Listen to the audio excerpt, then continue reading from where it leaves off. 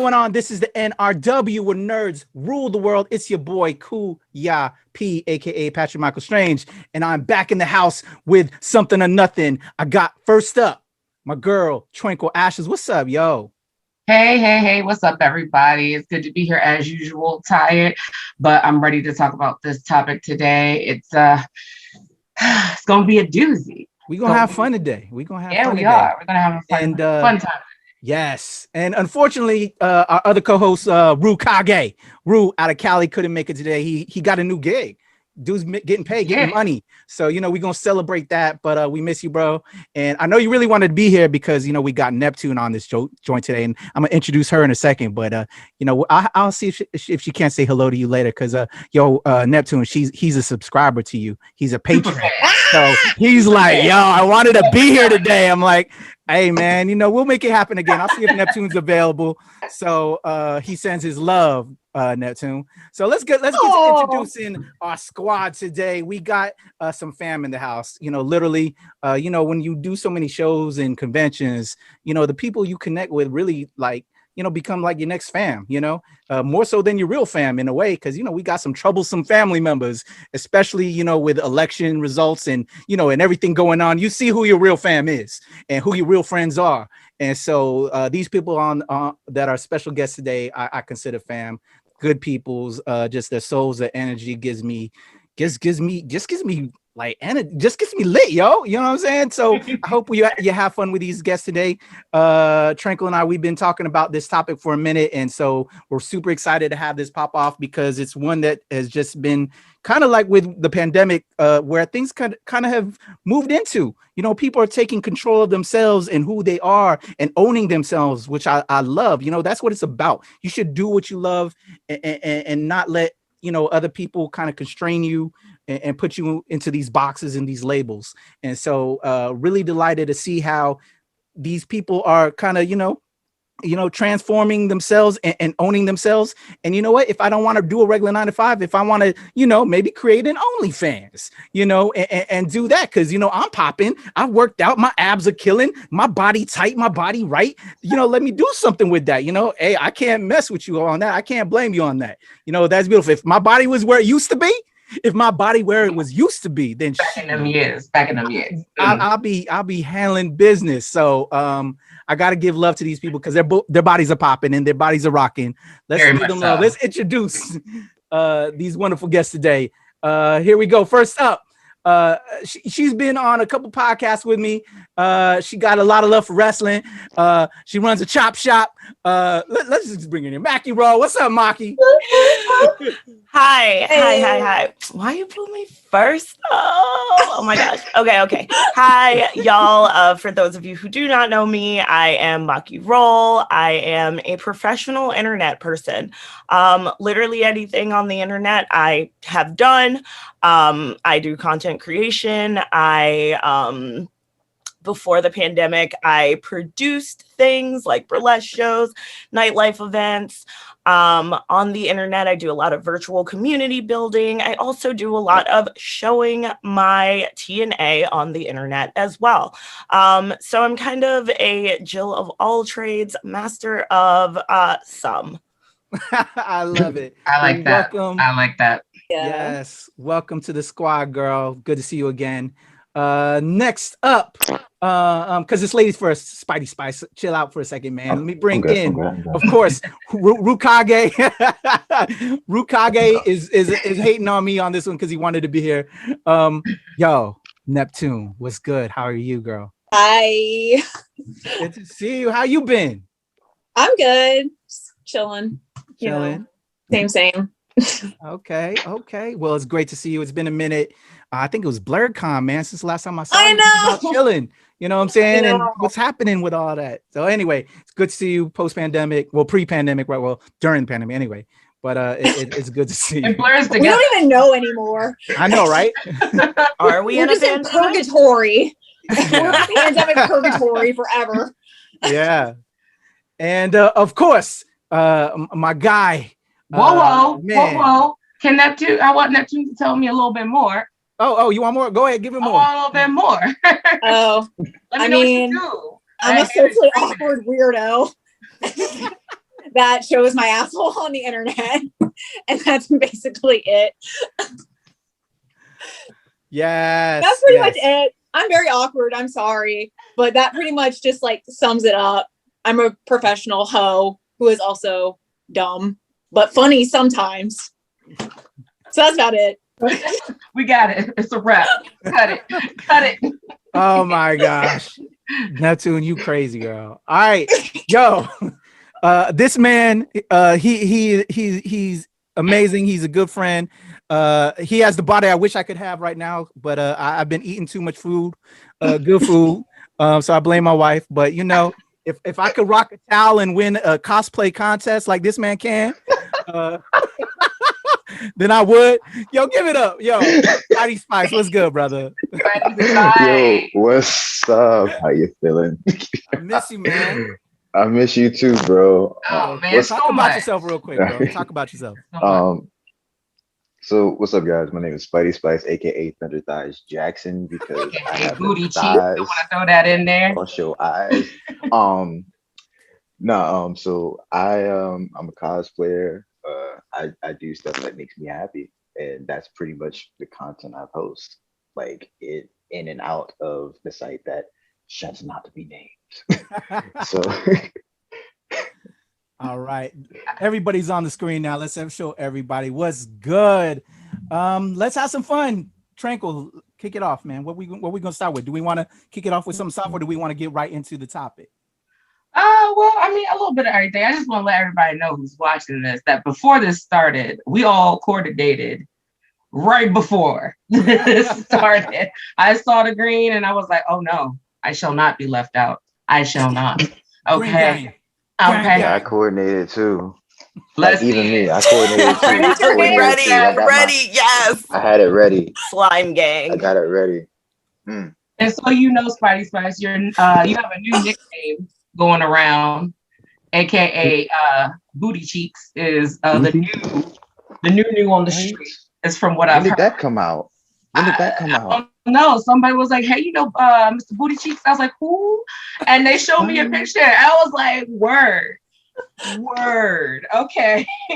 Why is this the first I'm hearing about this? I put it up on the site instantly. So you were blessed. It's about to go up right now. I'm throwing it up on it. I'm throwing it up right now. Hold up. Y'all think I'm playing? Y'all can check it in like 5 minutes. Yeah, no, I think I want to really just get right on into it. So we're talking about sex work today, people. That's what we're talking about. And I know me and Kuya have talked about it. We have seen a pretty large uptick in the sex worker presence on the internet, at least outward and publicly. And we just kind of wanted to get into the minds of folks who are in this industry, how they got started, all the good stuff. So anyone want to volunteer to and break those social stigmas? That's the most important thing. You know what I'm saying? I love and respect everybody on this call right now. And I'm all for what y'all doing, and I'm always gonna be here to support y'all. And that's what we need to do. You know what I'm saying? We need to support our friends. If that's what they choose to do, that's what they choose to do. And let's be real. It's been happening since the dawn of time. You know what I'm saying? They was doing it. So let's stop with the bullshit. And if you and if they got it, like I said earlier, if I had Mike's body right now, I'd be rocking the shit too. You know what I'm saying?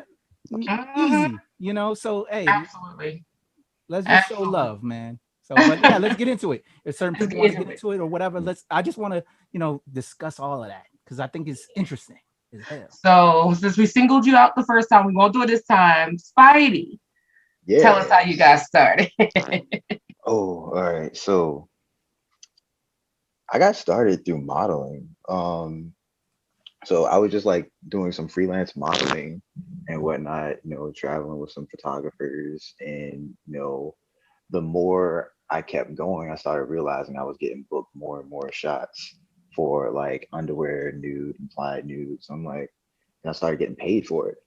I'm I like money. Money's nice.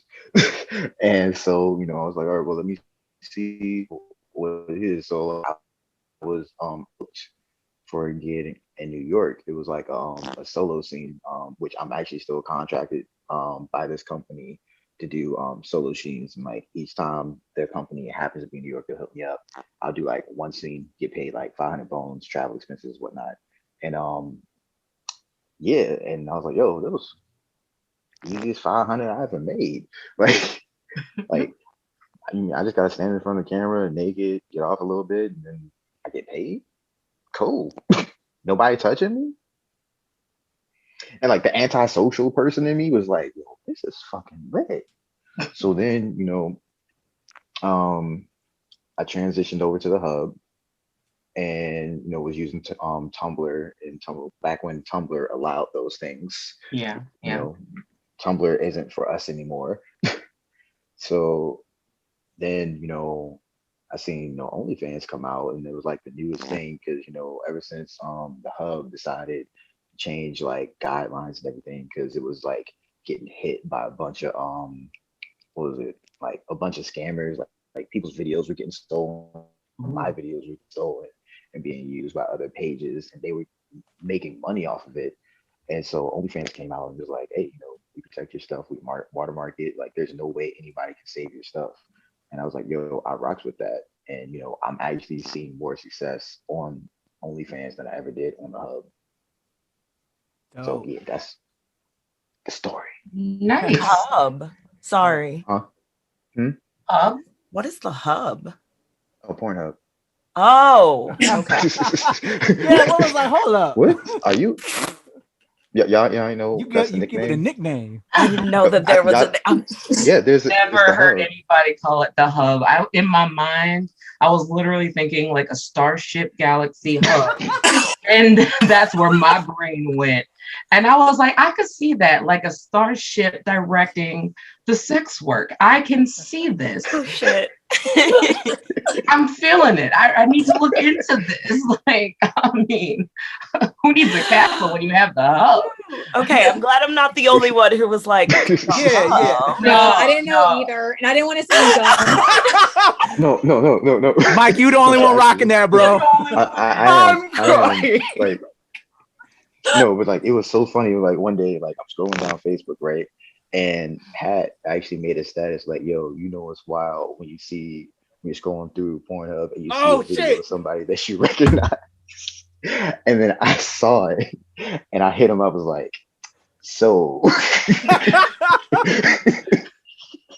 Yo, I was wilding, bro. Like, it's not every day you scrolling, doing your thing, and you come across your boy. Like, what? Hold the phone. What? And I know that girl too. What?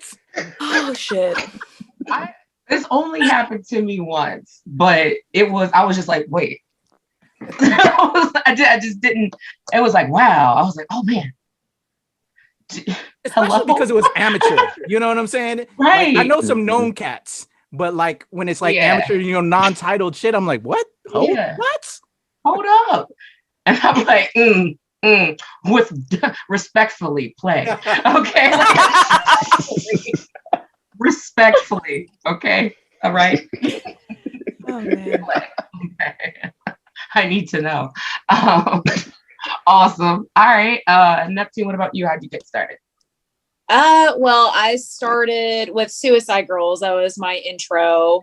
It was something that I wanted to do since I was younger.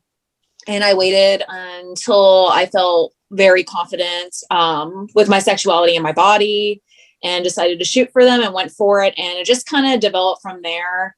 I grew my Instagram through the help of them reposting models.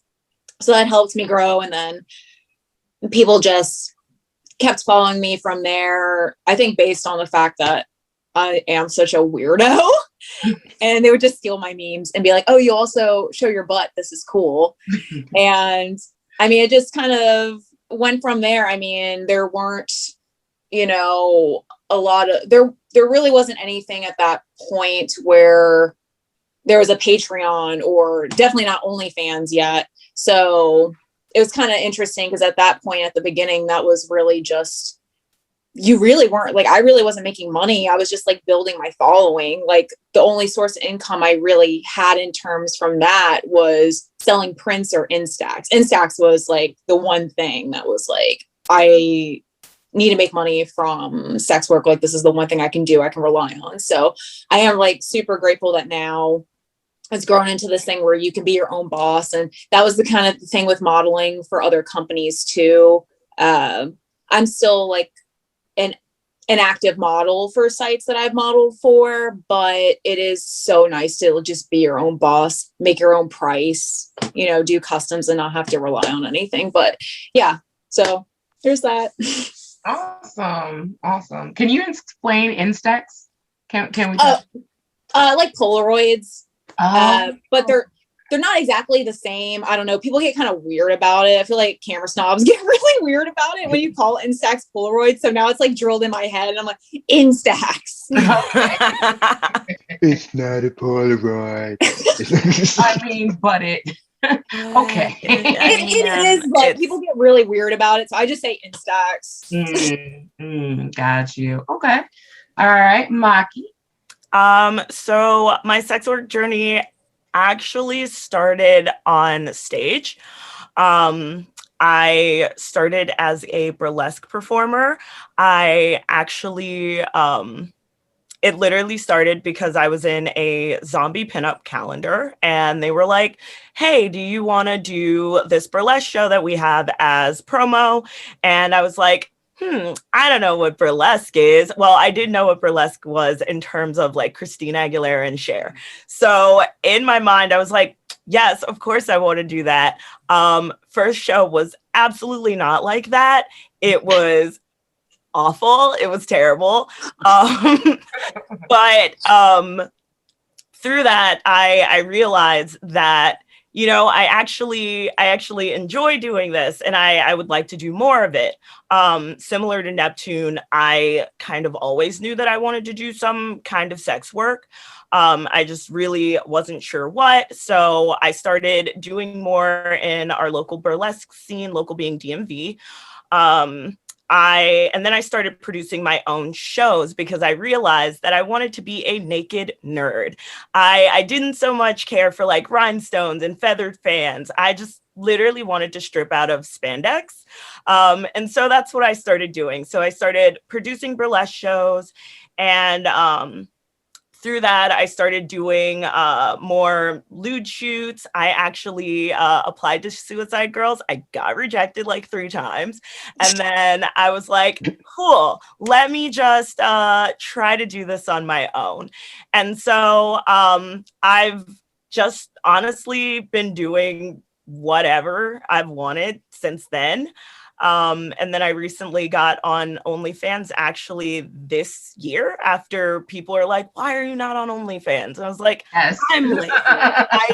I don't, you know, the concept, there's so many different platforms. And for me, I have a squirrel brain. It's really hard to update all of them.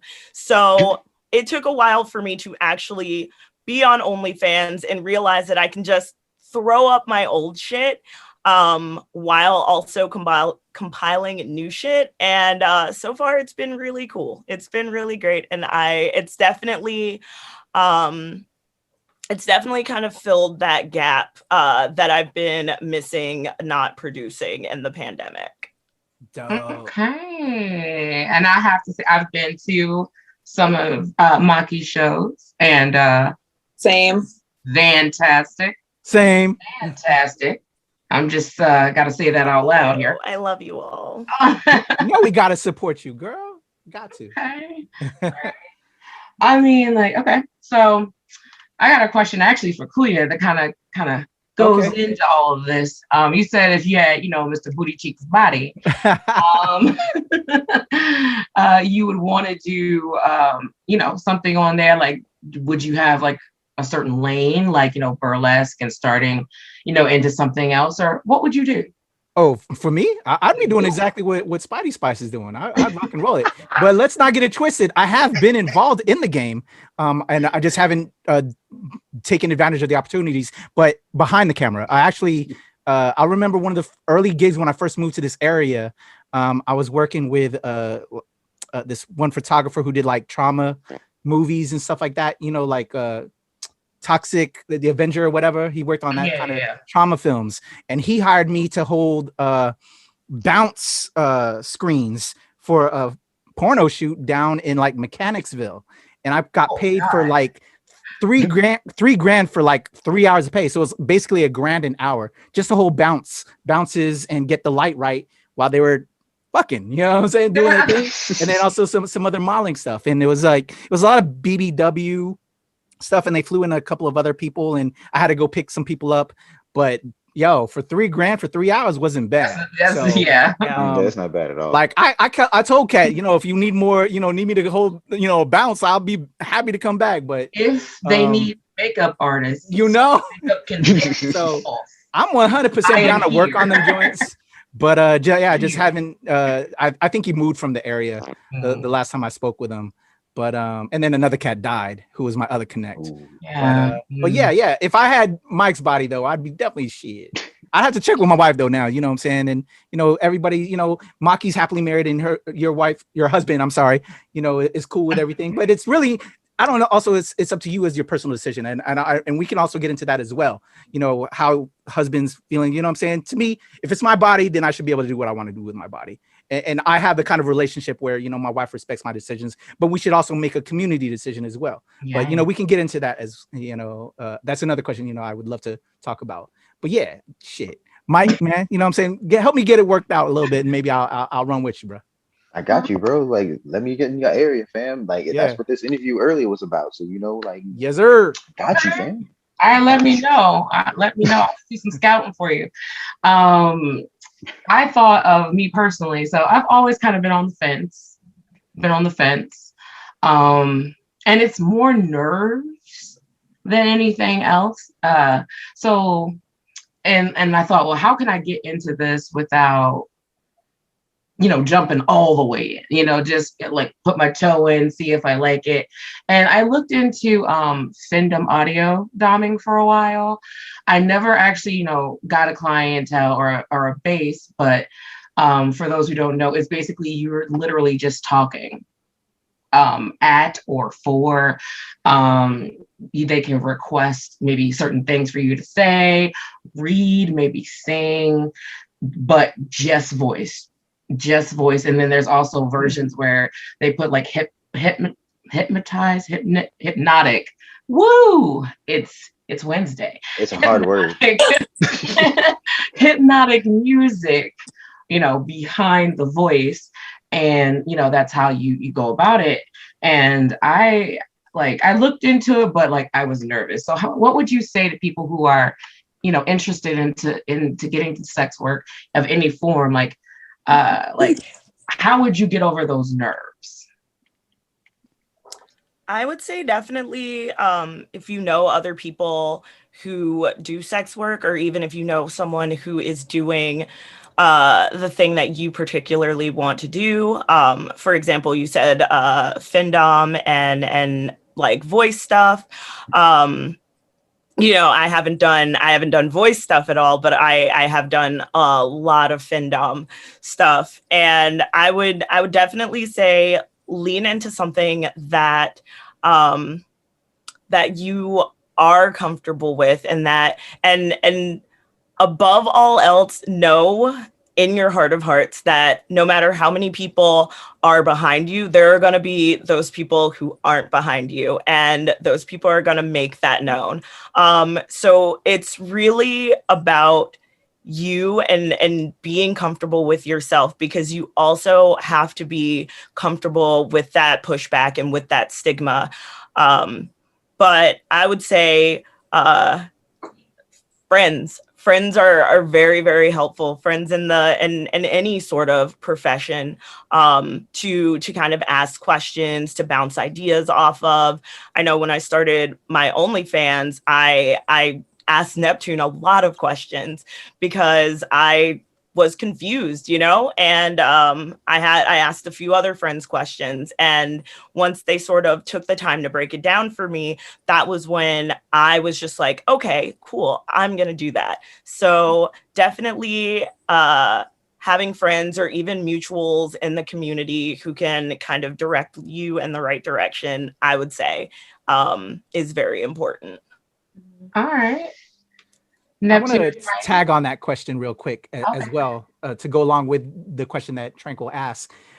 what do you also want to say to to these people that think, oh, I lost my job, I think I'll just start an OnlyFans or whatever? To me, it's straight up disrespectful for cats like y'all that you know what it's all about. It's you know, I think Neptune, you made a post on Twitter, I think once about that type of shit.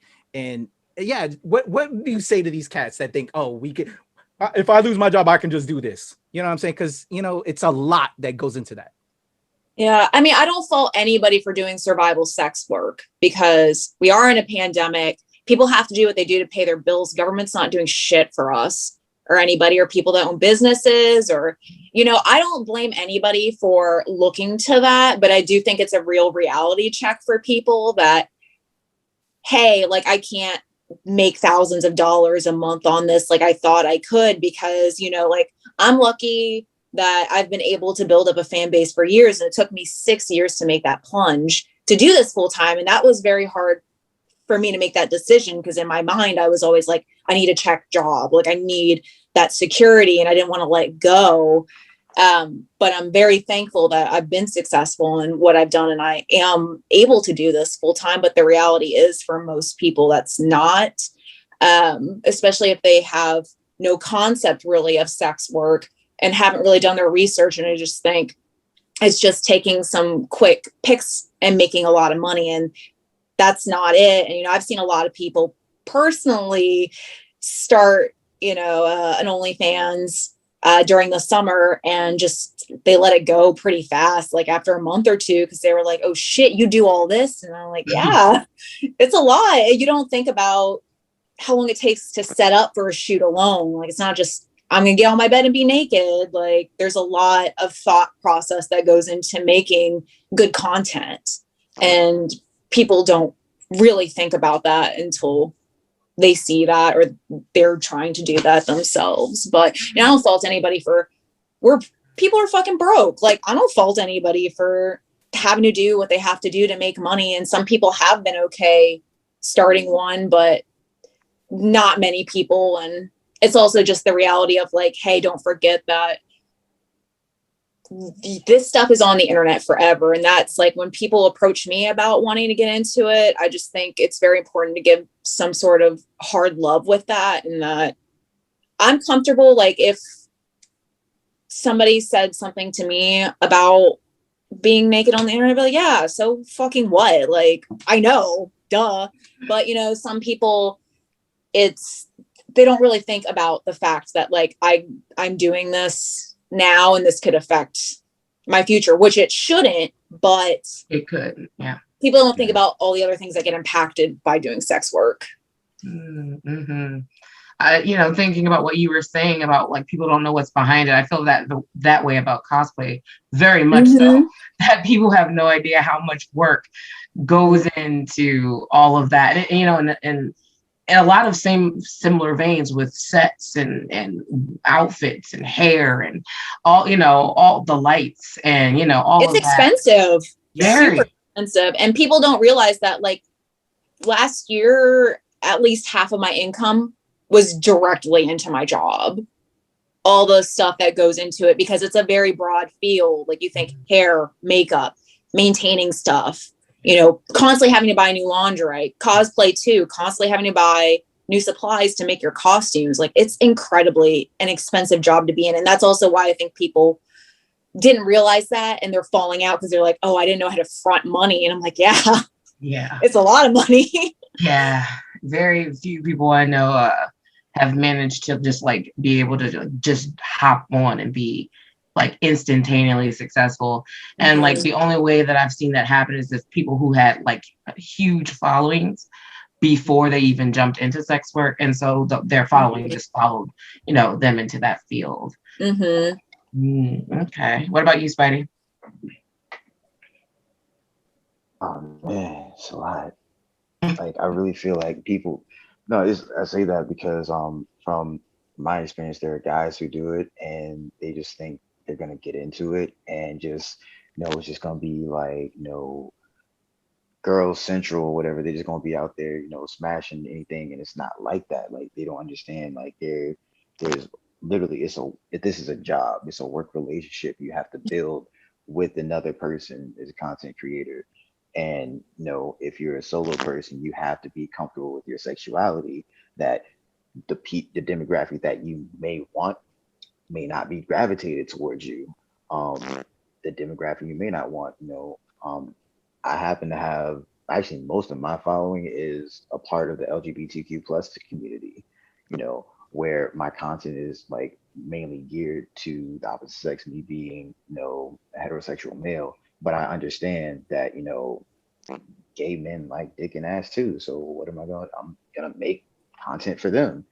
Why? Because they enjoy it. I'm not gonna like single them out. And there are so many, cis men that just want to be like, no, I'm not for that. I don't want no man, no getting off to my photos and nothing like that. And like, no, you gotta face the hard reality that it, like Haley said, it's on the internet. Everybody's gonna see it.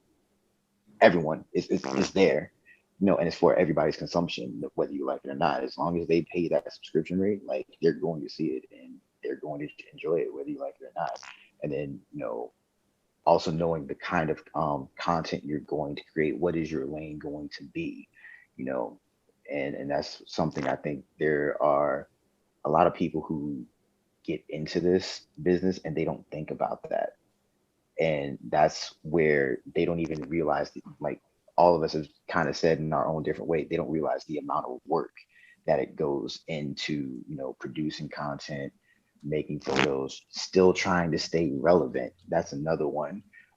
Because like you could be hot one moment and then the next you make a post and then instantly see followers plummet, and you got to figure out how to get them back. So it's just like that's what I was saying. You just have to be mindful of all of that before getting into it, because sometimes like, because we're putting so much of ourselves into it, both literally, figuratively, spiritually, like it does take an emotional toll. So getting is, are you ready to have that on your conscience? Nice, very nice. Okay. And like speaking of lanes and getting I guess prepared for this for being into sex work, you said that it's an emotional toll. Has there been times where you didn't know if you wanted to do this anymore, or perhaps someone I am in that road right now. Okay. And yeah, if you don't want to do it anymore, or you wanted to switch your lane and you didn't know how to switch that lane, or just, maybe the comments or whomever said whatever, got to you that day. How do you handle that situation? Go ahead, Spidey. You were excited. Go for it. Yeah, no, because I'm there right now, and like I'm currently dealing with it right now. So because sometimes a lot of us, we run specials, we run discounts, we run deals, for holidays, special events, birthdays, whatever. And when we do that, we can see a surplus of engagement on our pages.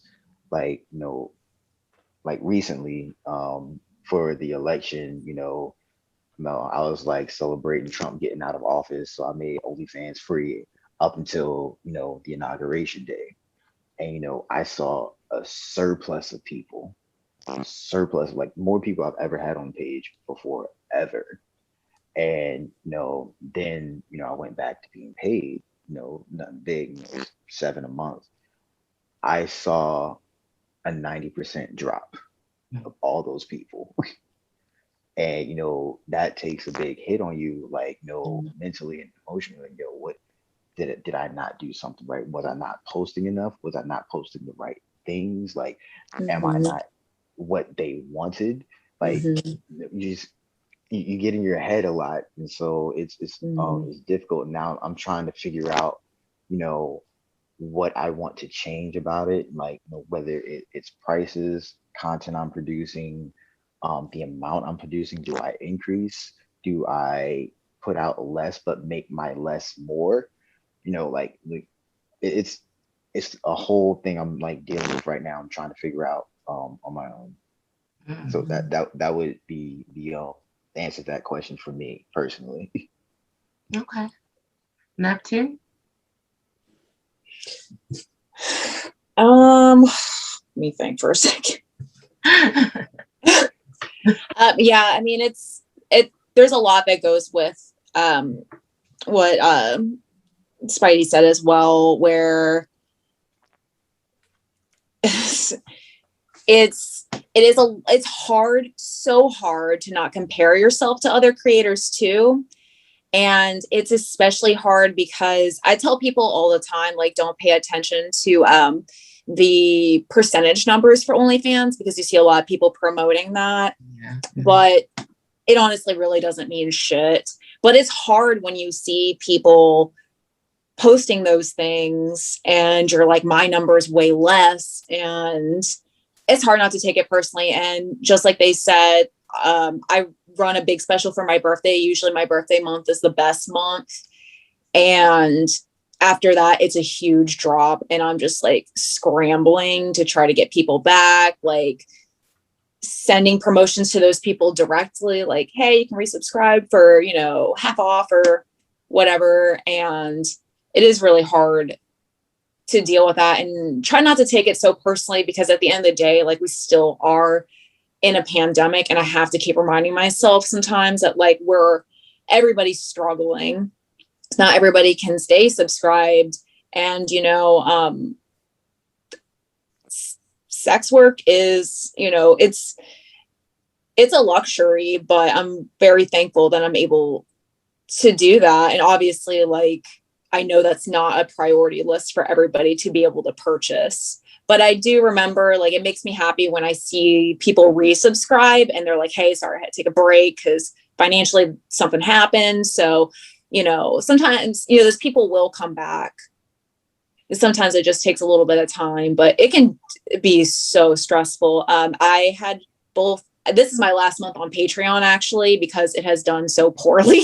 It's been decreasing dramatically since the pandemic, which I kind of figured might happen. And the page itself, the site itself, is not very user-friendly or creator-friendly. And I just kept it because it was still doing okay, but it just reached that point where it's like, literally, it's not financially viable for me to do this. It's so time-consuming. I could put this energy into OnlyFans instead.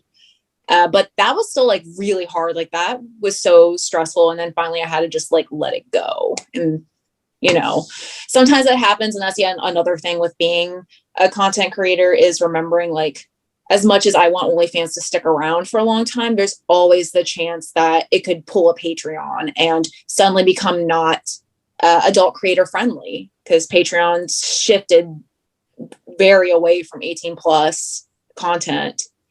So there's always that chance, and that's just like another stress. So sometimes you just kind of got to go with the flow. And I just try to keep an eye out on other sites and opportunities that seem like they may work. So in case I ever need to move in another direction with another site, I can always do that. But yeah, that's definitely a whole other thing too.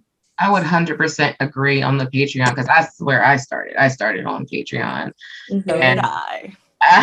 and I made a site like ages ago, and then I didn't do anything with it for a while. And then I was like, okay, I'm going to do background, behind the scenes, selfies, and I was going to do like boudoir. And that was, that was going to be, and, depending on what my like clientele wanted, I would, add things. I even had like a tier where, you can choose my closet cosplay for this tier and whatever.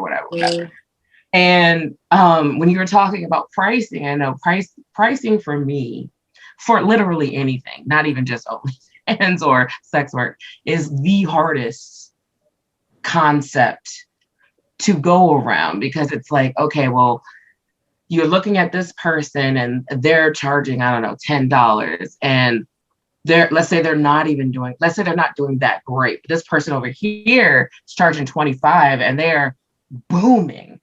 And I'm like, where do I fit in? And where does that? I'm a bougie bitch, so I just put my prices from like 10 all the way up, and just hoped and just was like, okay, whatever like tier most people sign up for, like, that's kind of going to be like where I was gonna go. But how did you like choose? Is that how you chose your pricing? How do you do your pricing? I kind of looked at other friends that had a Patreon because I was like the last of my friends to get one. And then I kind of looked and figured out for myself what I thought I would be comfortable with. And they're definitely like you had said, there was one tier that was definitely the largest, and it was like the middle tier. That was definitely by far the most popular. So I definitely made sure to provide very well for that tier in particular. And I did have people in higher tiers, but it would not be nearly as many. Right. So I was really just looking at other people's pricing, and I kind of did the same with OnlyFans as well. Even though I feel like I probably am underpricing, which is, I feel like a lot of us do in sex work too. So, because the market is so saturated, everybody's doing stuff for $5, and it's like, well, I'm not comfortable doing stuff for, this little, so pricing's really hard to figure out. There are definitely some creators that, I mean, whatever you want to charge that makes you comfortable, but there are some that I'm like, this is a very, very high that I've seen. Some, especially like popular, like white content creators, I'll be like, or, they'll kind of lead on that they're doing more than they actually are. And I really dislike that too, especially when they don't want to call themselves a sex worker. And I'm like, well, just because your nipple is censored, but the nature of what you're doing is sex work, like you're profiting from it suddenly. So, and it sucks to see when those people like charge, just astronomical numbers for their stuff. And then come to find out it's like stuff they would post like on Instagram. So that's always like a weird spot, but I feel like all of us in this are very generous with what we give. So I know I need to like work on the pricing to myself, because I just felt bad during, this pandemic, and I've literally kept my OnlyFans for the first month on sale for this literally for over a year now, just so people could have access to it at least for a month, and it'd be a little bit cheaper. But it always still sucks when you deal with people that still say, like, I'm sure y'all deal with it too, where people come be like, is it worth buying? And I'm like, my God. 1 month of mine is literally cheaper than getting a burrito at Chipotle. Like, just, I'm like, it's not, I know that like, it's again, not something everybody can afford, but I'm like, it's not that expensive for y'all to be asking that kind of thing on my post. It's so aggravating. So, but yeah. Best ones are when they ask for like a sample. Yeah. They're like, can I have a sample? I'm like, have you seen my social media? So I'm not, I don't know where we are in the conversation anymore. Pricing wise, so rewinding a little bit, I had a Patreon, I think 4 or 5 years ago. And I started my Patreon in, I guess, the height of when sex workers were using Patreon. And I kind of got in as a survival thing. I wasn't working, and I was like, okay, I'll do Patreon. And so I started, and it was really, really bad. It was like one of the worst moments of my life creatively. And as far as my self-esteem went, because I did get a lot of that, is it worth it? I also wasn't really, clear with my boundaries as far as sex work went and digital sex work went. So there was a lot of stuff on my tiers that I realized, like, I can't deliver this. I don't want to deliver this. And so I ended up creating a lot of stuff that I did not like and I was not happy with. So I shut down my Patreon, and that was a little bit of a reason why I was so hesitant to start OnlyFans, because I was legit traumatized. And I didn't want a repeat of that. I didn't want my creative side to suffer, because for me, like, I'm a weird bitch, and if I am making money but I'm not fulfilled, I don't want to do it. And so when I started my OnlyFans, I was like, I'm going to do this for me. I am going to create the content that I want. I'm going to set the tone of my community there. And so far, it's been really, really good. And I've had, I started off with $5 before literally every one of my friends was like, what the fuck are you doing? Why? And then even with that, I kind of polled my community on OnlyFans, and I was like, hey, what if I raise this to $10? And I see a lot of people ask their fans, what if I raise it to $10 and then I do no PPVs, no pay-per-views, no things like that? And I'm like, no, what if I raise it to $10 and everything is exactly the same, but I am valuing myself more? And most people who genuinely give a shit about what you do, they're going to stay. And they're like Neptune was saying, there are people who, have to dip out. I've had a few people tell me, I'm going to dip out because I need to pay attention to stuff and I need to subscribe to less people. And then they come back. And, there are people who will, pay the bare minimum, get in on a deal, never interact with you, never tip you, but still they want to be in your DMs. They want to occupy your time every waking hour. And it's gotten to the point where I have had to tell these people, tip. Tip. Yep. And does it suck when you lose people? It does, especially when they do that 3-month sign up and then the 3 months is over. And then all of a sudden you go from like X amount to like half that. It does suck.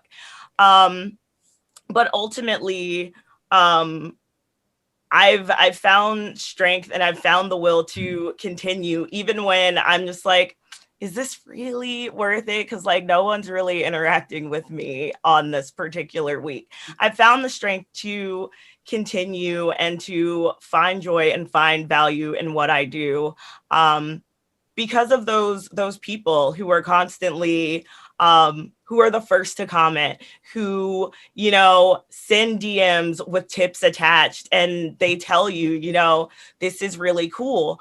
One of the things that I do is whenever I release a photo set or a video set, I do a mini playlist. And so many people have responded to just that, to the fact that, they're being introduced to new music, or they feel more connected to me because I'm a musical person. So definitely when like gauging pricing and stuff like that, I do have to push down that feeling of, am I charging too much? Because the answer is no. We're never charging enough, as Neptune says.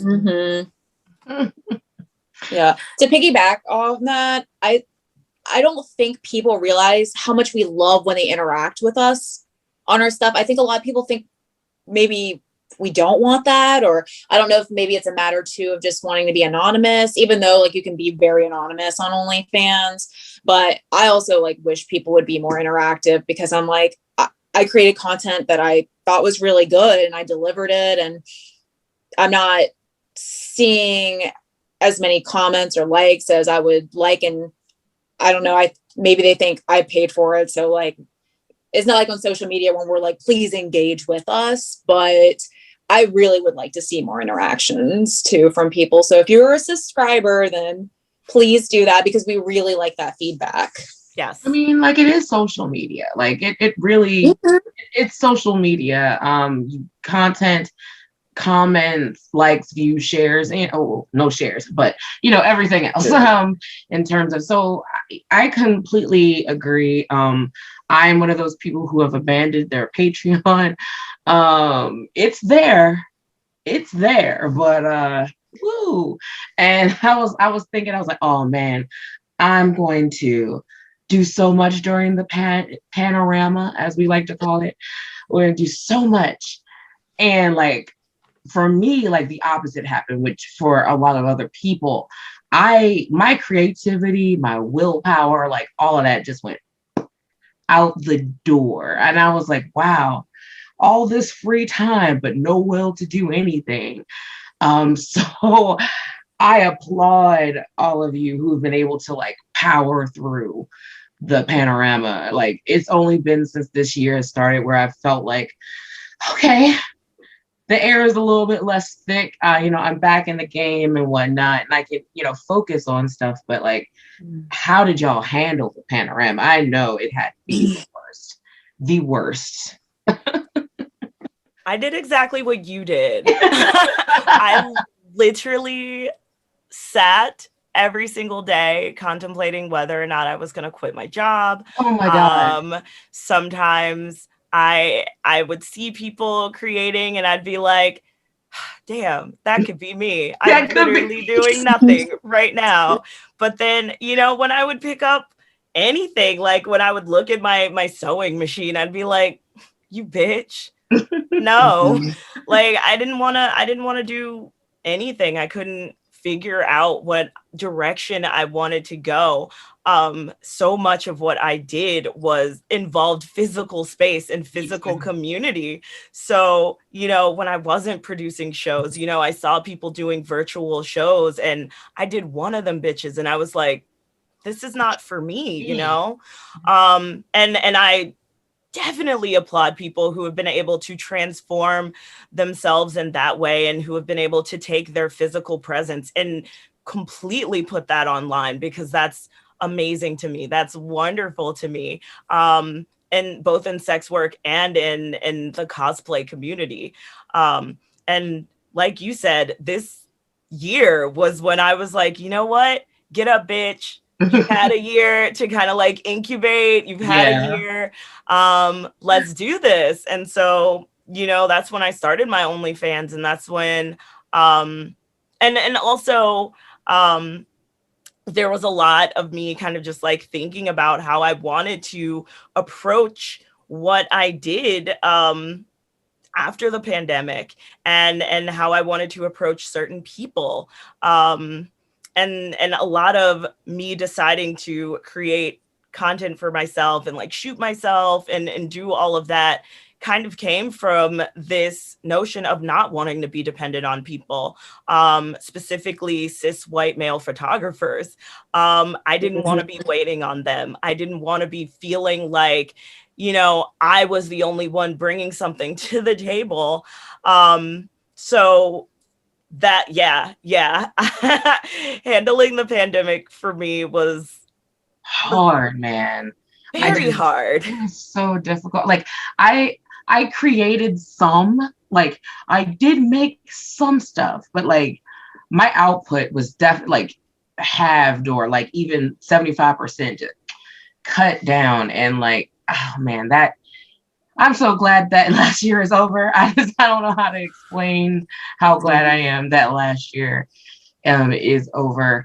But has it been difficult for you, Neptune or Spidey? Like, how was it for you?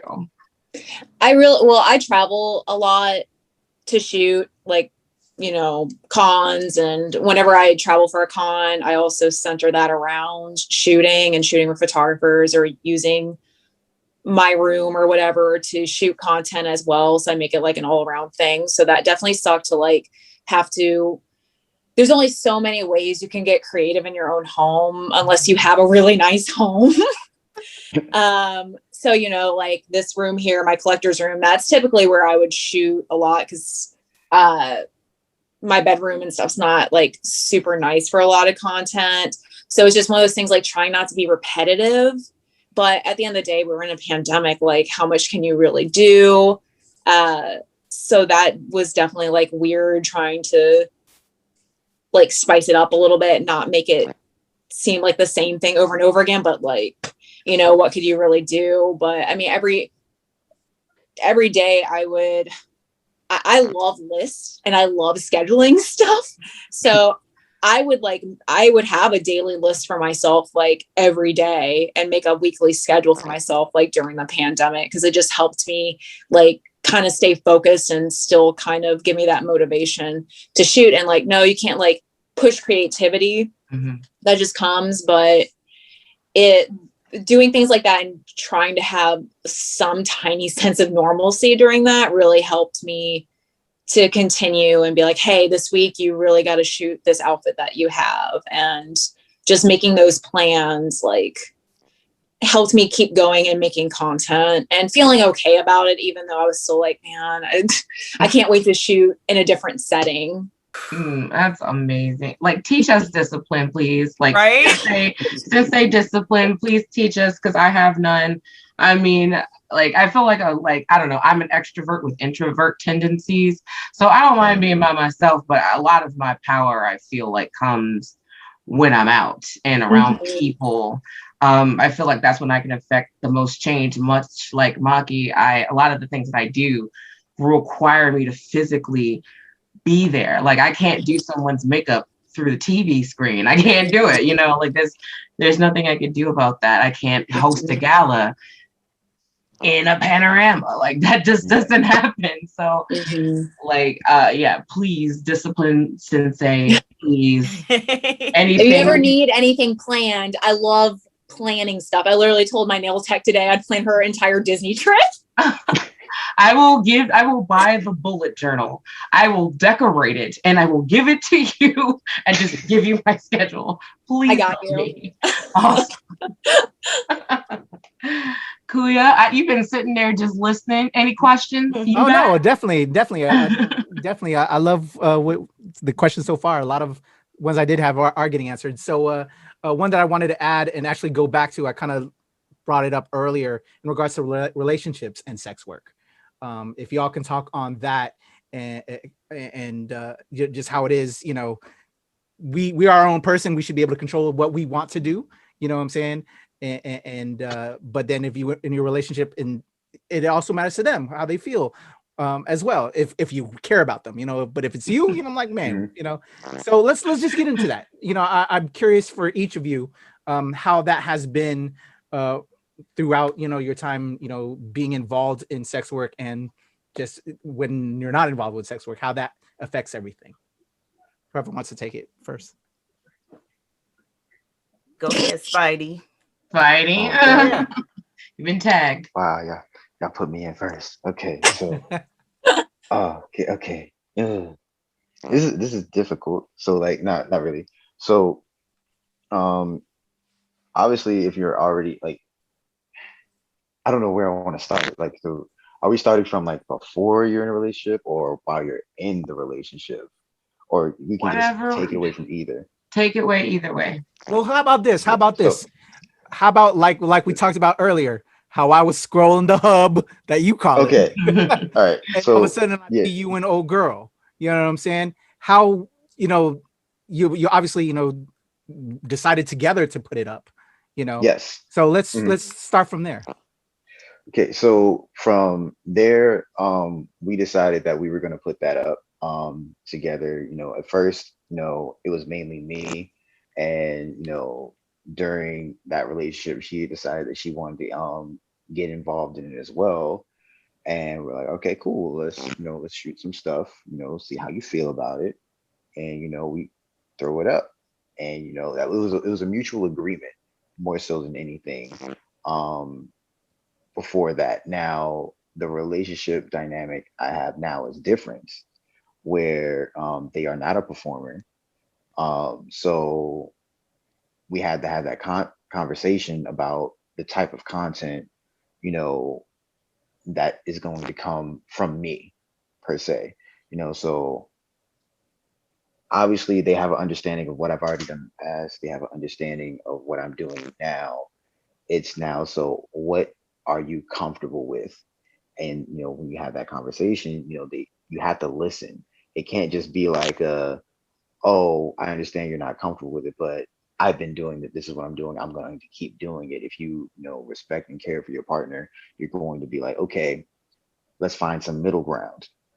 So that's why, it's pretty much either very old content or solo content.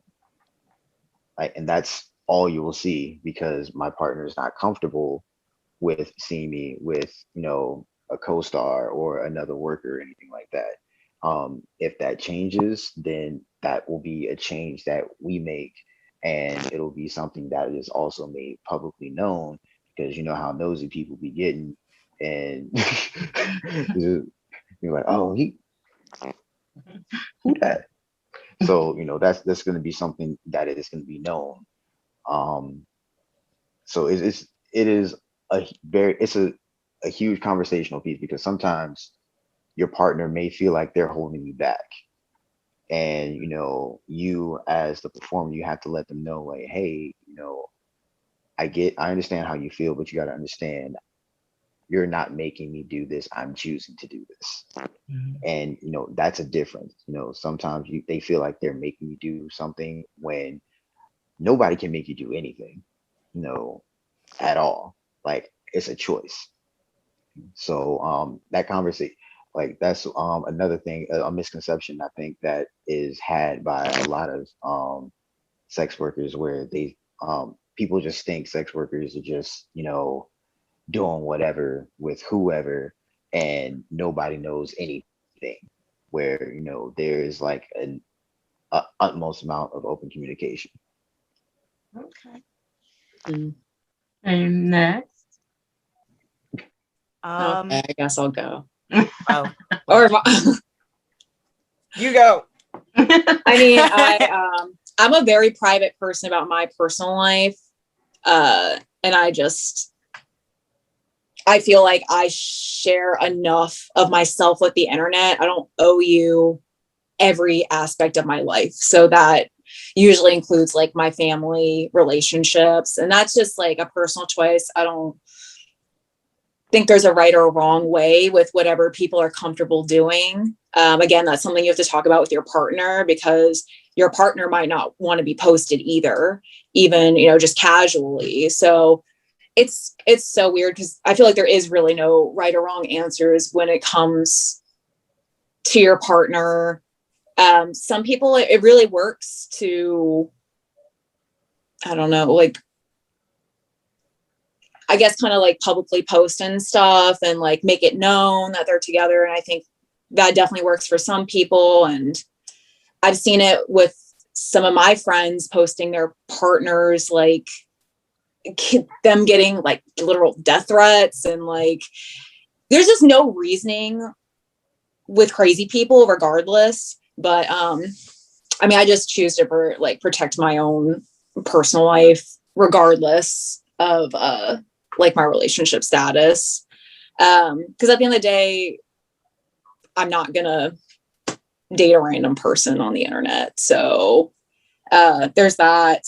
But also, I could never be with somebody who wasn't supportive of what I do, like, at all. And like I personally don't want to feel like I can't explore other avenues because of my partner. I'm pretty stern in like what I create and my boundaries, and maybe one day those boundaries will change, and maybe I'll want to explore that. And like, I need a partner who is going to be understanding of those things. But I also understand that's a tough place for a partner to be sometimes, especially if they're not very familiar with this industry and with sex work. And I think that could, sometimes it leads to partners like really questioning themselves a lot, being adequate and all sorts of things. But yeah, I mean, I really can't imagine ever being with somebody who just wasn't like go for it. People just need to understand it's a job.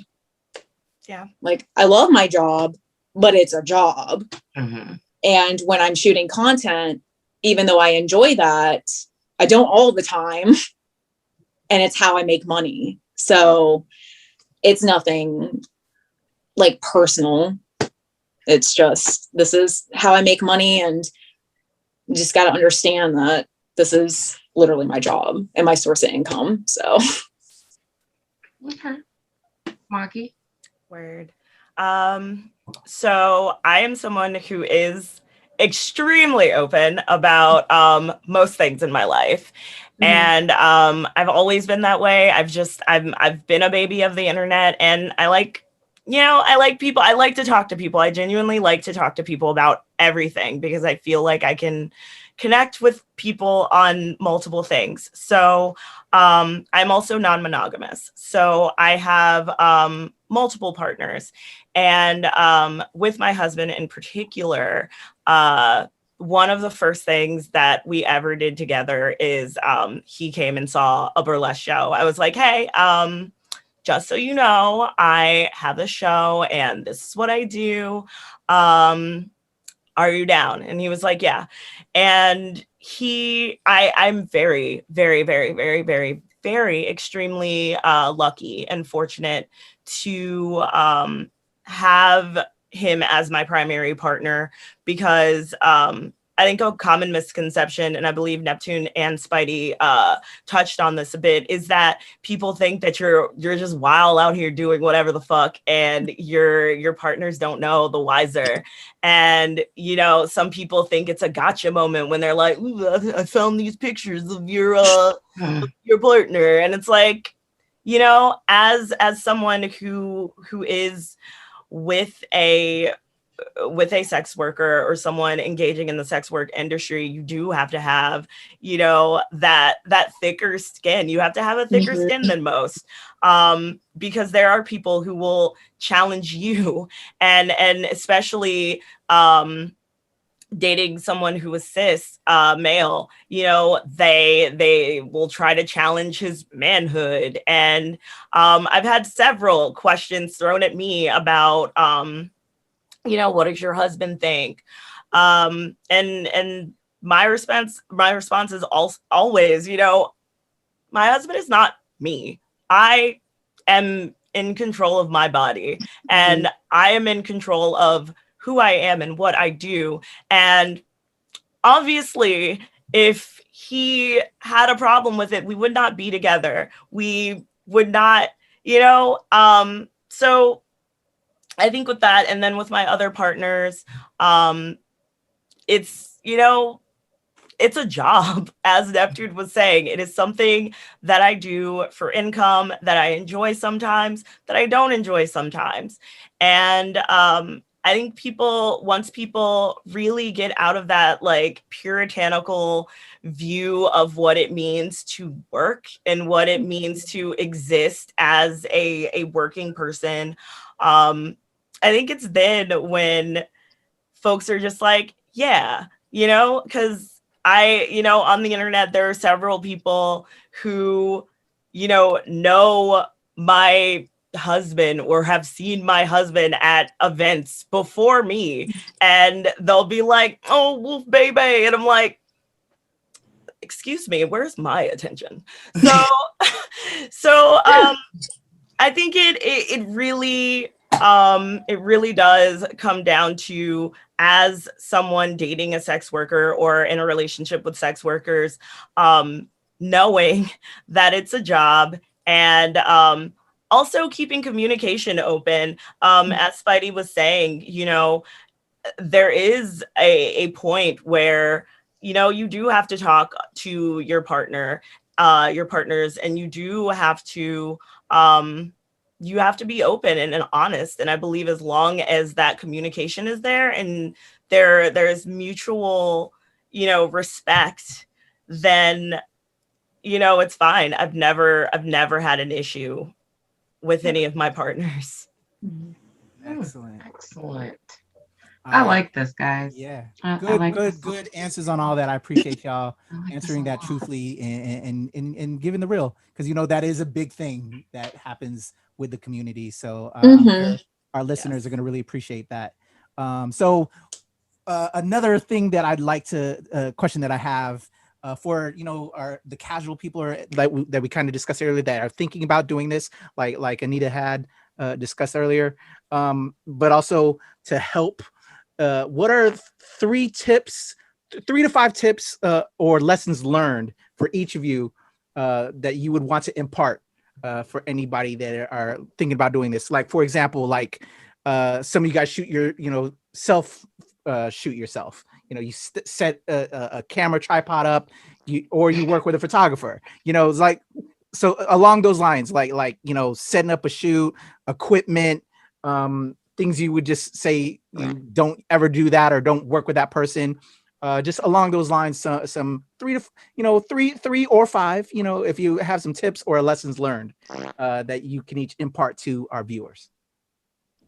Okay, so I have one, and this is my go-to rule whenever anyone hits me up about it, and it's rule number 1 for me, and I think it's rule number 1 for everyone, and that is know what you're comfortable with doing and know what you're not comfortable with doing. Obviously, number 1, set your boundaries. There, everyone's comfort level is different. There are people who just want to do everything in the world and have every fetish open up to them. More power to you. Some people aren't comfortable with that. So whatever level of sex work you're willing to do, find it. Find it first before you get into it.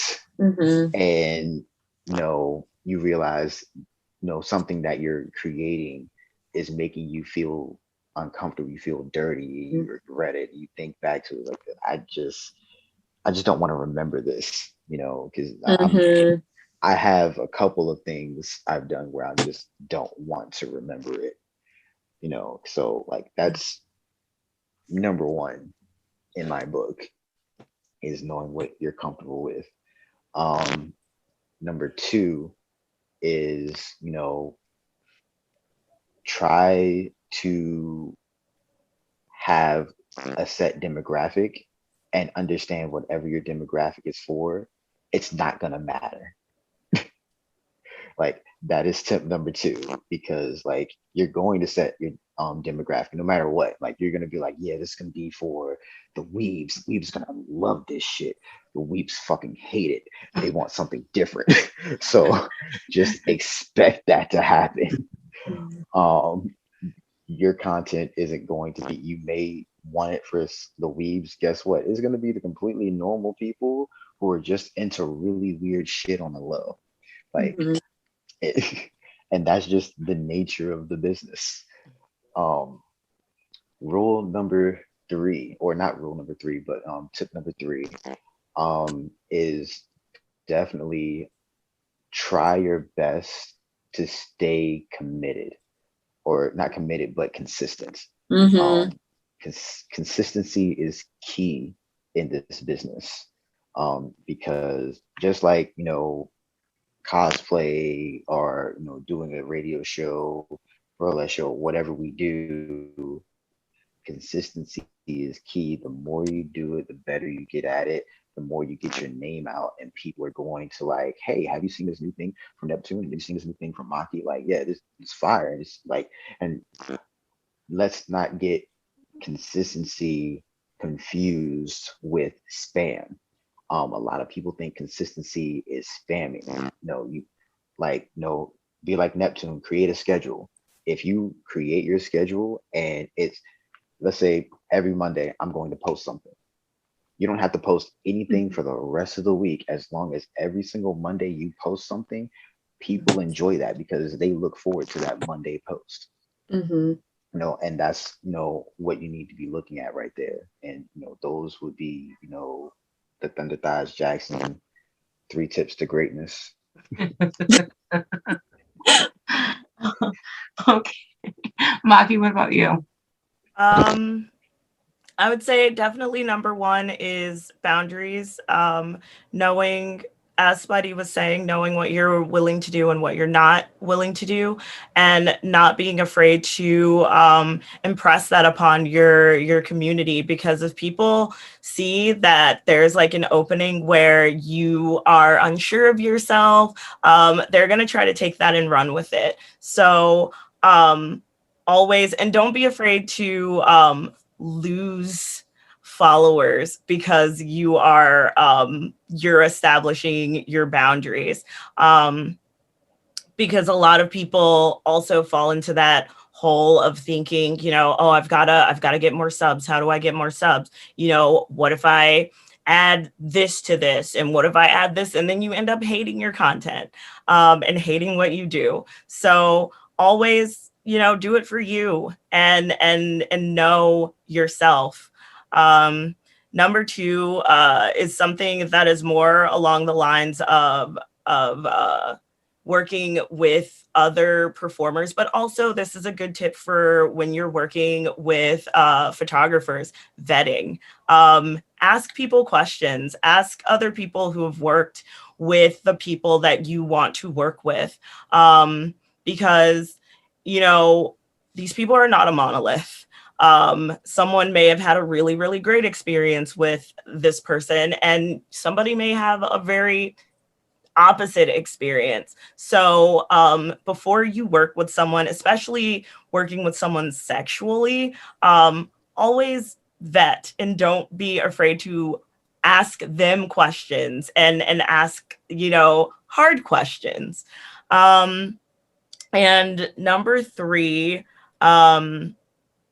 this is a thing that I have like personally learned, and you know, again, going back to what Neptune was saying is, you know, create a schedule that makes sense to you, and don't try to overload that schedule, because you may think that you are like pushing out all of this stuff, and you're pushing it and you're pushing it and pushing it, when in reality, as Spidey was saying, you can just post something, you know, a couple things per week, and these people will be like, oh my gosh, yes, I'm so excited. At the end of the day, these people are here for you.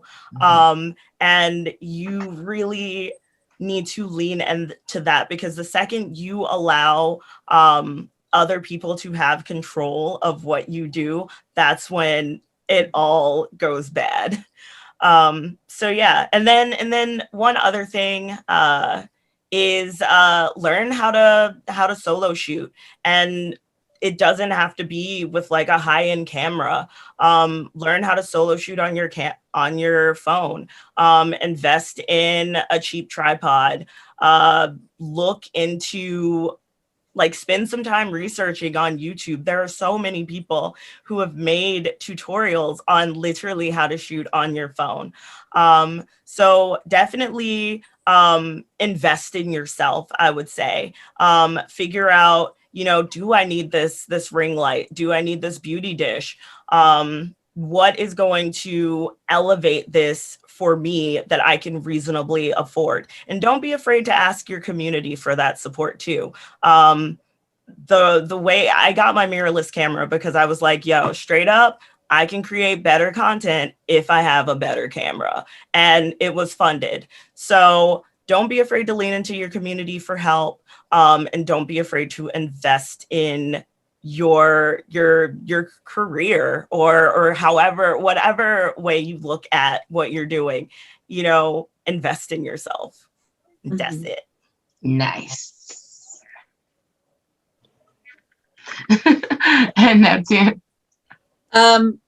As corny as it sounds, I really feel like people need to remember that they need to stay true to themselves and be themselves. And, you know, like for me, I'm just a weirdo, and like I somehow built a following off of being fucking weird. So, you know, people like that. And, you know, a lot of sex workers, I feel like Twitter is really fun because you really see their personalities come out.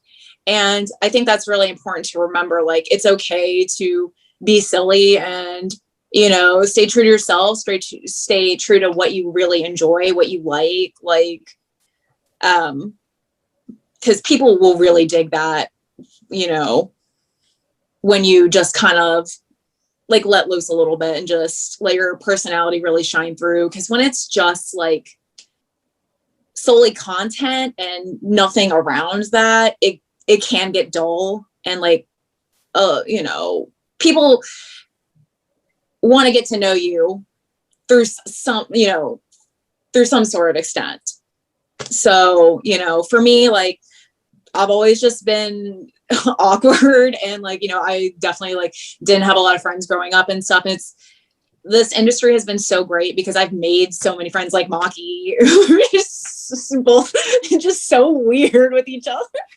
And I love it, but it's so nice that I've been able to make friends. I've made like some of my absolute best friends through cosplay and sex work and finding other people who are like me. And it's really, really sick.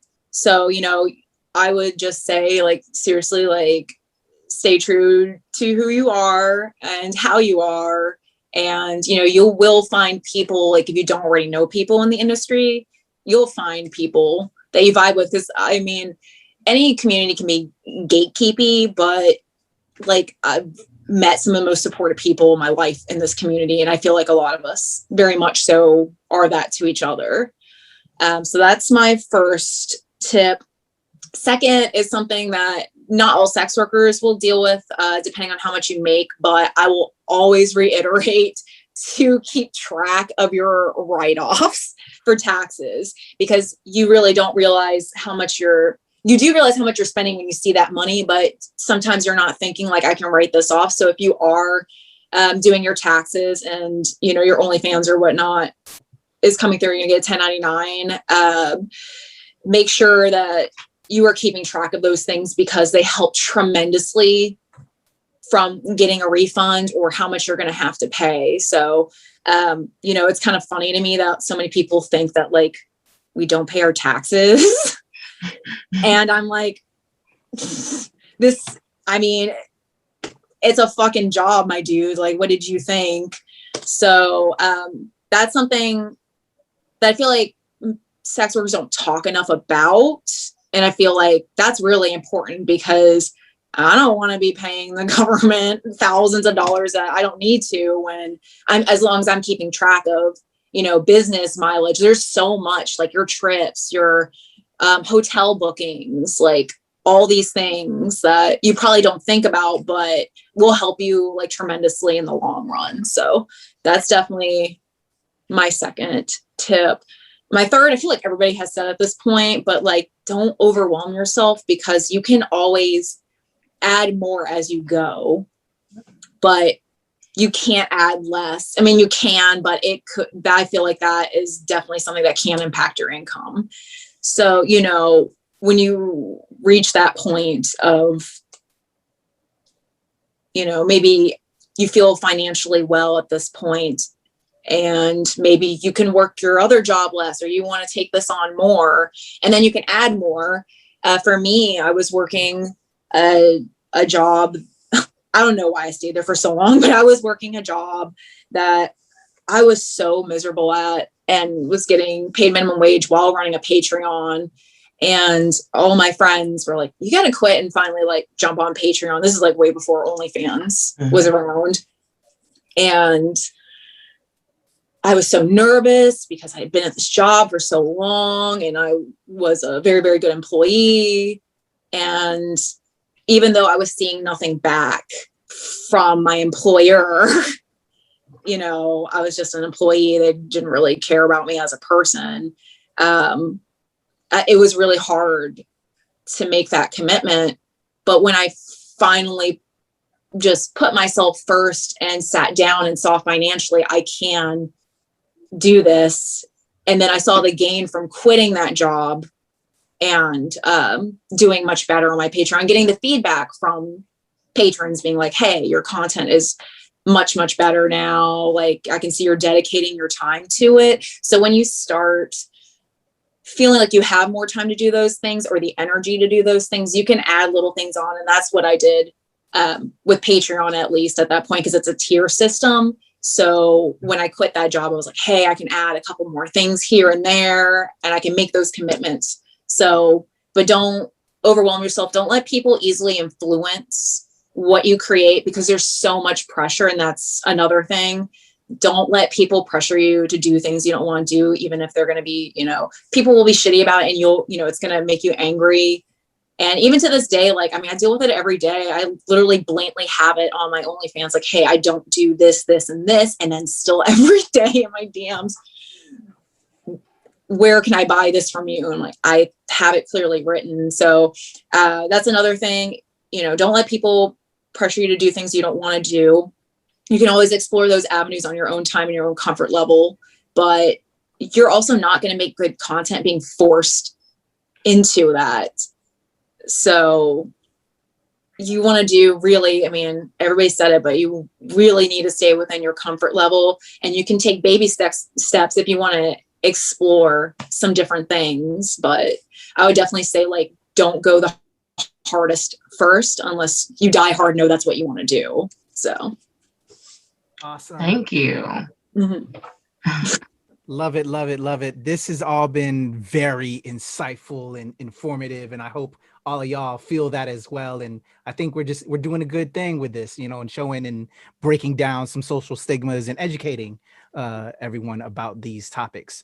And there will be a part 2. I just want what? I think we got to have another part 2. There will be another. We got to bring these cats back, man, because I love them all, and we're all friends anyway. And so one more thing before we have 2 other questions that I know Anita has, but before we get to that, since we have 3 people that do it, I wanted to give you all the opportunity, and plus we're all friends, to maybe ask a question of the other, of something that you've thought of, and just doing this that you've maybe wanted to ask with each other while we're here.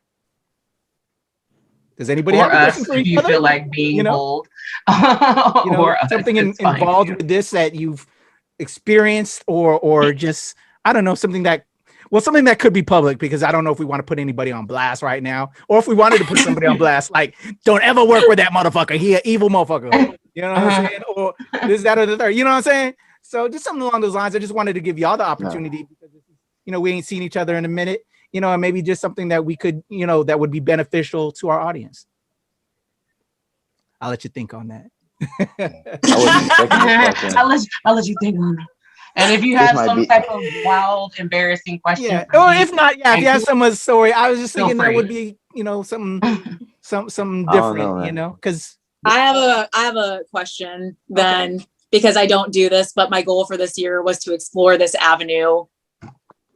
How do I start using a butt plug? I like it. There we go. I want those. Thank you, Neptune.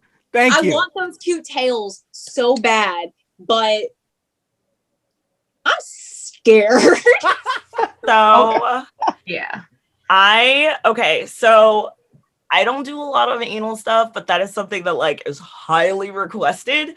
So but I do like plugs a lot, and I do kind of like compensate by doing a lot of like, look at my very cute plugs. I have like I have a very nice butt plug collection. And I would say start with the smaller ones, like and also the rubber ones. There are these, and they come in like little kits where they're like small, medium, big, and like I never use the big ones.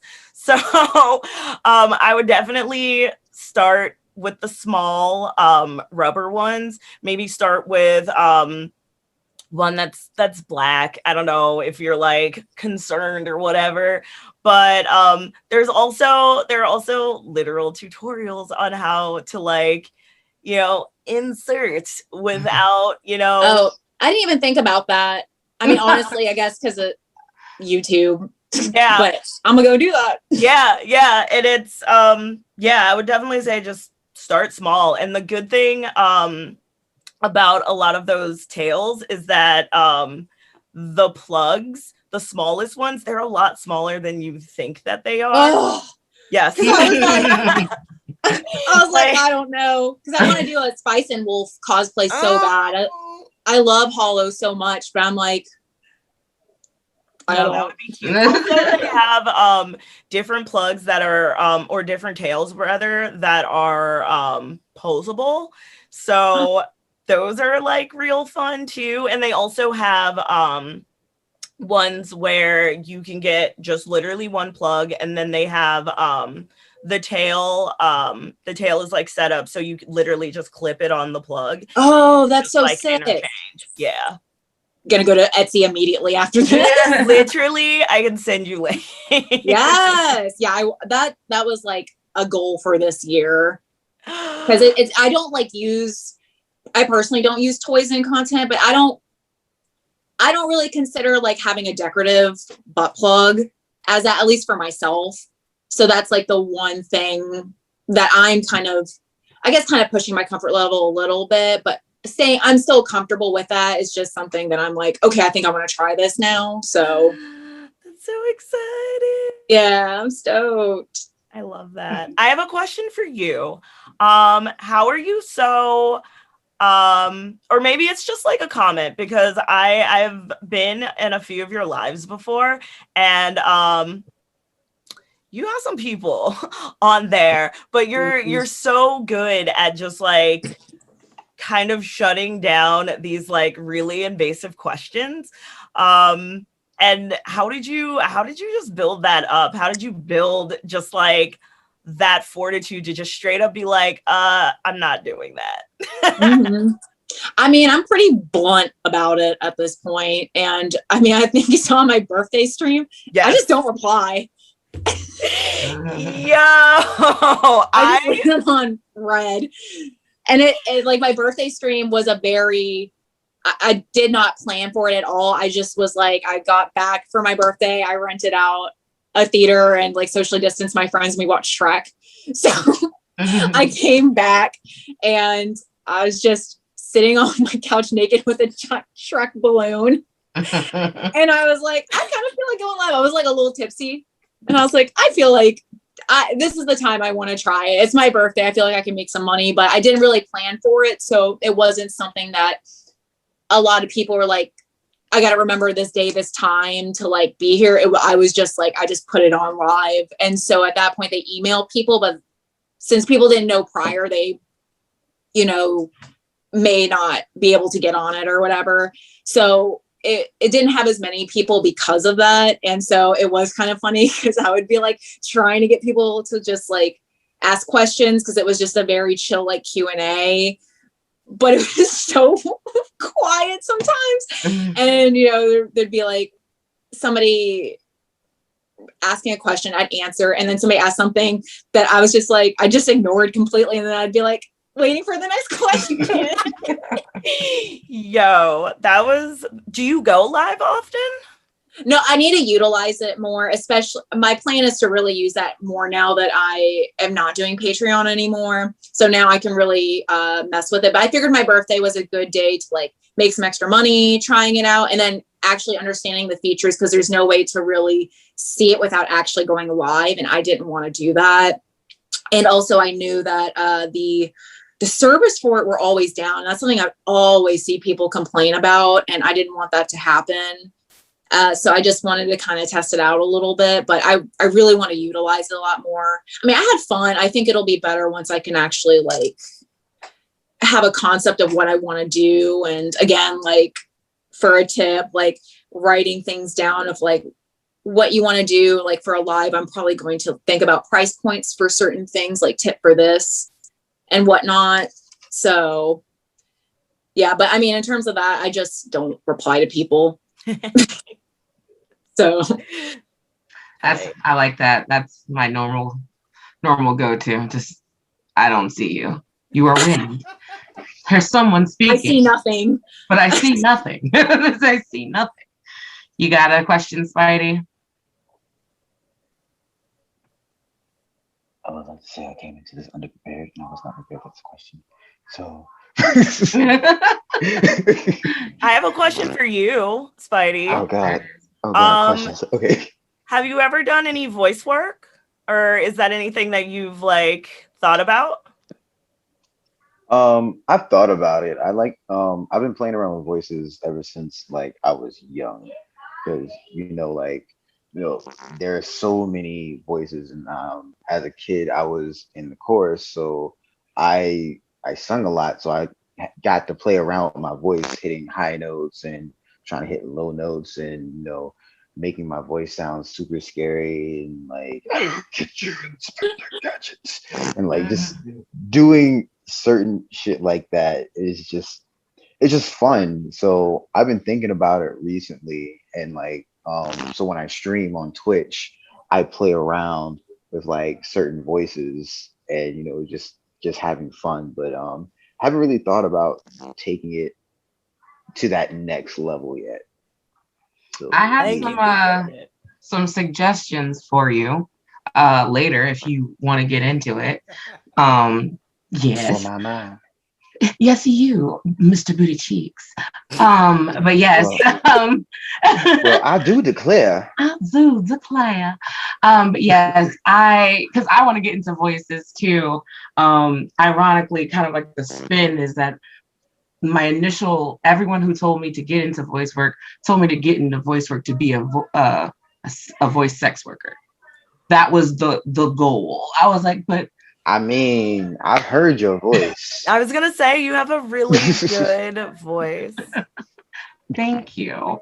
I was like, let me play a villain. My evil laugh needs to be projected to the world. I think, I think I play villains pretty well. I think I got that bag checked, but we'll see. We'll see. But I do have a final question for everyone. It's a little light question. What are you watching right now? Mm-hmm. I'm watching all of y'all beautiful people right now. Y'all got my screen directly in front of me. I'm enjoying the show right now. I know, right? Wow. Wow. I'm watching Way of the House Husband. Yeah. Oh, it's so cute. So good. Amazing. And I wish it was more. Very, very great. I just rewatched Harlots again, which is about sex workers in the 1800s. Just for I'm working on a kind of like Marie Antoinette inspired shoot that I'm going to be doing at the end of the month. So I did my yearly rewatch of Harlots for inspiration. But yeah, those are the two that I'm currently marinating on. Okay. Oh, that's sick. I love that show. I haven't watched the second season. I forgot that happened. So I'm going to go watch that now. It's so funny because like during the, being quarantined, I had I feel like I had such a long list of stuff I wanted to watch. And all I did was rewatch the same shit, like comfort shit over and over again, which I know is like not a bad thing, but like I just kept just watching the same shit. I watched Breaking Bad for like the 10th time. The amount of times I've watched Avatar since it's been on Netflix is pretty insane. Yeah. I watched that for the first time during quarantine. Oh, so good.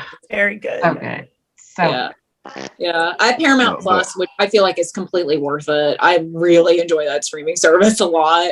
So they have like everything Nickelodeon on there. So I've been watching Amanda's show. Oh wow, yeah.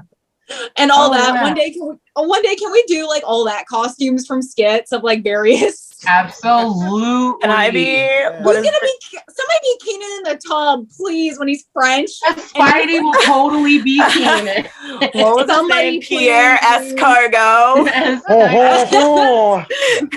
It is me. It's still Pierre so good. Escargot. I want to be Ear Boy. Yes.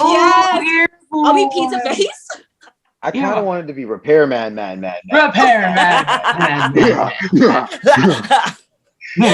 I want to be Bag and Sag and Barry. Okay, I want to be I want to be able to pull anything I want out of the pants. Okay, like that is the goal. I think we have a plan here, guys. I think we should set this up and make this happen. I think what I was really watching over quarantine was Yu Yu Hakusho for like the 50th time. And then just recently, Falcon and Winter Soldier, because like I've been waiting for that.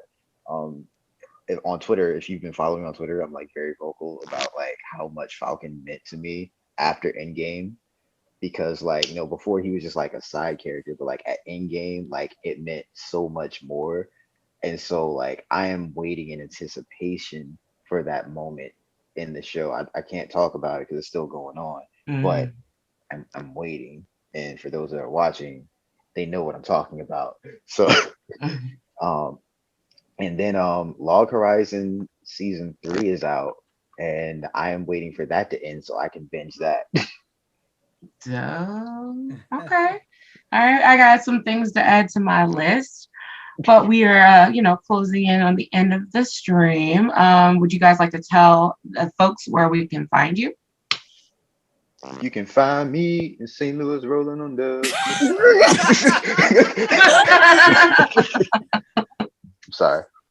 That's okay. We'll see. Next time we hang out, we'll go back to singing our musicals. It's fine. It's fine.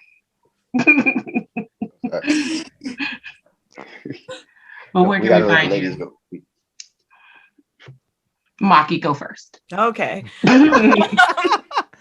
I'm on Instagram at Maki Roll Official, on Twitter at Maki Roll OFC. I also stream sometimes, twitch.tv/Maki Streams. But if you're looking for that funk, that sweet, that nasty, that gushy stuff, I'm on onlyfans.com/Maki Roll Official. Go subscribe. Yes, Please. Everything. Neptune. Right. Ladies first. On Instagram. Well, I think if you type in Neptune Explains It All on Instagram and Twitter, all come up. And if you would like to see me poorly dance to new metal while naked, subscribe to my OnlyFans, which is onlyfans.com/Neptune Explains It All. Awesome. Oh, as if your Clarissa explains it all. No. Is no, maybe, no. Am I just like old? Is that what it is? No. It might be old. I might be old. Spidey Spice. Hey, so that's actually what my Instagram is, just straight up Spidey Spice. That, so you already took care of that for me. On the Twitter, it is Thunder Thighs Jackson, and on the OnlyFans, it is also funny OnlyFans. Thunder Thighs Jackson. And then also I stream as well, so it is twitch.tv/Spidey Spice Cosplay. Word. Word. Thank you to our amazing guests. For us, Tranquil, why don't you go again, ladies first, and then I'll sign out. Sign out. Oh, I mean, it's been Tranquil Ashes, and you don't need to know much about me. We're here for the guests today, and thank you so much for joining us. And Kuya. Yes. Again, a pleasure. Really, thank you all for taking the time out to shine light on your careers, OnlyFans, sex work, and just breaking these social stigmas about everything. I learned a lot. I hope everyone else learned a lot, and I hope you all had a good time doing this. And we'd love to have you back. Always welcomed. Yeah, man, we doing big things around here. I don't know if y'all been keeping up, but man, I'm on the move right now. So follow your boy Kuya P since 1977 and at Temple Far East here at the Nerds, NRW with Nerds with the World and the Nerds of Color. Yeah, big things, but I'll talk to y'all after we stop recording because I don't want to put it out there like that yet. But man, we appreciate y'all. Sumthin or Nuthin. Mad love to Rue. Hey, oh, real quick, could you say something to Rue real quick for me? Just he is such a fan. Make it today. Hi. I'm sad that you couldn't be here, but you should shoot me a message if you're on my OnlyFans, and I will say hello to you so I know who you are. There we go. Appreciate it. Appreciate y'all. Mad love. It's your people's Something or Nothing, and we out of here. Boom.